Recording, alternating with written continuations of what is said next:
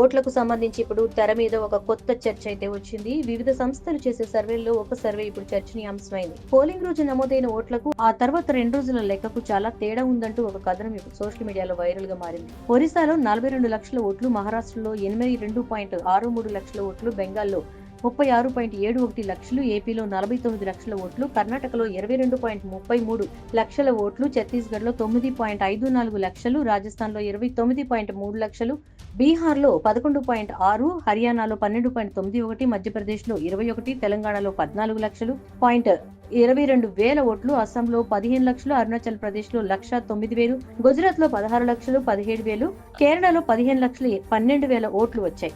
అంటే ముందు చెప్పిన దానికంటే తర్వాత ఎక్కువ వచ్చాయని, దాని ఆధారంగా చూసుకుంటే ఓట్ల లెక్కింపుల్లో తేడా జరిగింది అంటూ తెలుస్తోంది. ఇప్పుడు ఈ పాయింట్ ని వైసీపీ వాళ్ళు వైరల్ చేస్తున్నారు. ఓట్ల లెక్కింపులో తేడా జరిగిందనడానికి ఇదే సాక్ష్యం అంటూ, ఈ మాయాజాలాన్ని ఎవరు ఛేదిస్తారో ఆంధ్రలో పోలైన ఓట్ల కంటే కౌంట్ చేసిన ఓట్లు 12.5% అధికంగా ఉండడం వలన దాని కారణంగా వైసీపీ మరో 7 ఎంపీ స్థానాలను కోల్పోయిందని చెప్తోంది.